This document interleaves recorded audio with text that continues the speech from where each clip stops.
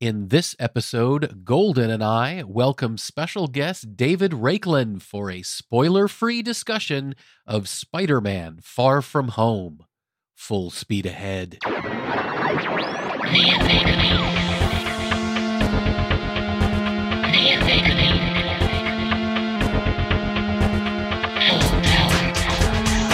to the Omega Beam number 45. I'm your host, Orren Merton. And the big genre movie to open this weekend is Spider-Man: Far From Home. And we were lucky enough to see it with our friend, professional composer and genre expert, David Raiklen, who joins us on the podcast. We made sure that this discussion would be spoiler-free. We don't mention any plot or story info that you're not going to get from the trailer. So if you want absolutely nothing, then you probably want to see the movie before this.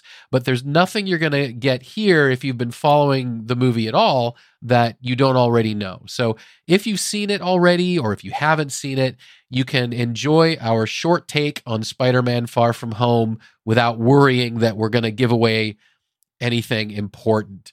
So we'll be posting a longer spoiler-filled discussion after the movie's been out for a while. But we wanted to get our spoiler-free thoughts up right now. All right, let's get to it. I'm here with Golden and special guest, David Raiklen. Hello, David. Hello, Golden. Hello, Orren. So tell us a little about yourself. I'm David Raiklen. I'm a producer, composer, and host. I work on film, TV, video game, and live event projects. I'm a huge science fiction, fantasy, and superhero nerd, and proud of it. Perfect for this podcast. Yes. So we all just got back from Spider-Man: Far From Home. So what do we think? It was earth-shaking. I'm just kidding, because, the earthquake tonight on top of yesterday. Shake. Yeah. After the movie, though. Yeah, it was after the movie. So first the movie, then the shaking. Well, you know what? We saw it in the Dolby Cinema Theater. Great and theater. there were times that it seemed like we were shaking along with the movie. That's true. It was... Yeah, they had the low-frequency emitter happening, and it was a good thing. An amazing movie. Yes. It's as full of heart and action and story and actions that will clearly reverberate throughout the MCU. I agree, and I especially would second your comment that it was full of heart and it was full of story. I think we're at the point where everyone knows these movies have the money to have the great effects and everything else, but True. This movie really had heart, and I think that's what takes it from just a superhero action, fun popcorn film to something that really resonated after we saw it. Which was interesting because I read one review beforehand, and I don't discuss any of the reviews that I read beforehand with you because I know you don't want any sort of spoilers. We've talked about how anti-spoiler I am. But they really felt like it didn't bring as much as prior Marvel movies. They don't know what they're talking about. So it was awesome. Just as a side note, before we get further in, talking about sound effects and things like that, our sound effects tonight may be provided by Drax, the 85-pound giant schnauzer who, if we stop petting him, will start whining and crying in the background.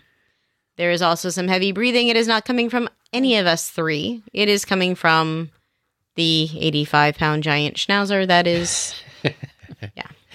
So... This is true. Not to be confused with the Drax in Guardians of the Galaxy, even though he is named after him. But yeah, so this is the quick spoiler-free review, so we're not going to go into all the stuff that we liked about it, but in a very general sense... Well, we can still go into a lot of the things that we liked about it without giving anything away. That's what I was just going to say, that I think the acting was excellent. They generally are in the MCU movies, but I think in this one in particular... Yes. All the characters... The leads, the second leads, the supporting characters, the bit parts, everybody was right for that part and fit right into the universe. And that's actually one of the hallmarks of the Marvel movies, is how well they're cast top to bottom. And I think that we've already been on such an emotional journey with Spider-Man, with Tom Holland's version of Spider-Man. And Tom Holland just, you have a hard time not feeling with him. Right, right. And for those who've seen Endgame, you know that there's a lot for him to feel. There's a lot for him to he feel. He does a great job of portraying it. There's a lot that they just, even if you haven't seen Endgame, they do a really quick, this is what the world is like now. This is what's happening. This is where we're at. Yeah, yeah. And while we're talking about all the externals, I also have to say that the soundtrack was excellent. I hadn't read anything about the movie. I loved the Homecoming soundtrack, which was Michael Giacchino. Giacchino. Mm-hmm. Thank you. And I really loved his soundtrack for that. And I was hoping he did this one as well. And I really liked it as the movie was going on. I thought that it was pitch perfect. The director used it really well, placed it in the movie. Cutting away from music when he wanted to focus on something else. Yeah, just a really great job. And so it was very satisfying in the credits to see, okay, good. And it was him. This was something that just made me kind of laugh. We've talked before about, what type of background does Tom Holland have? And through like Wikipedia or one of the other sites, it was mentioned that he got the part of Billy Elliot on stage. And the movie Billy Elliot has a song in which that they come back to. Do you remember what I said it was? It was by The Jam. That's all I remember. I don't remember the exact title. But apparently something. So the song was, so Tom Holland's there. Tom Holland has been Billy Elliot. And in the original Billy Elliot soundtrack is A Town Called Malice. Right. Which is the song that was playing in the background of one of the scenes, which was kind of just this little, just a sweet little, for those people that are fans of Billy Elliot and know that little tiny information about Tom Holland. Right. Gotta love the Easter eggs in a lot of these movies, but especially Marvel movies. I think they really do it well.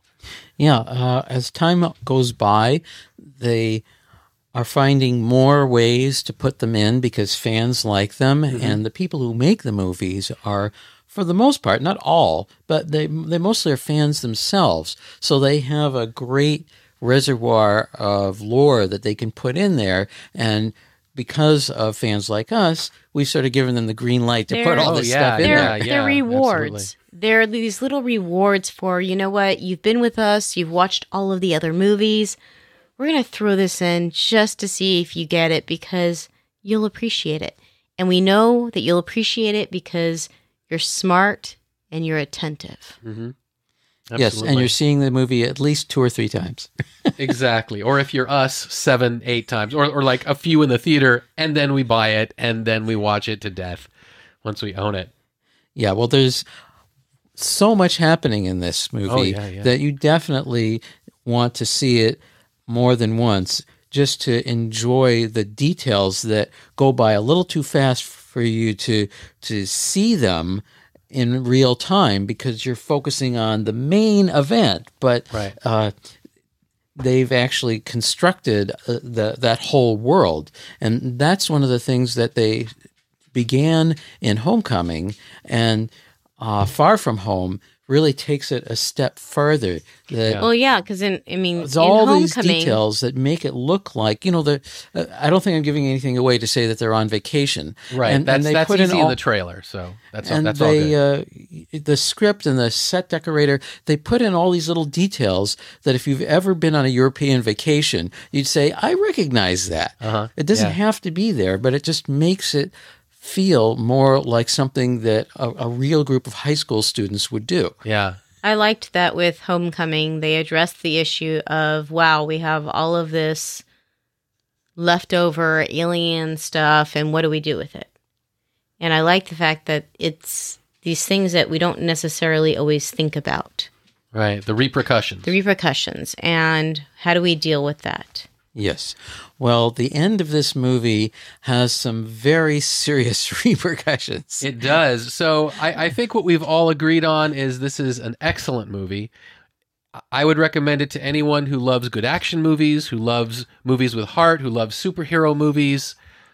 Oh, yeah. The action would be nonstop if it weren't for the wonderful comedy and drama that Right. make it an even better movie. And Samuel Jackson he definitely brings forth, when we're talking about repercussions and Right. how is Nick Fury dealing with everything that's happened. Yeah. All right. Well, I think we've pretty much exhausted what we can do if you're being spoiler free. Yeah, if you're looking for a fun action movie with some laughs, some tears, excellent CG, you'll definitely enjoy it.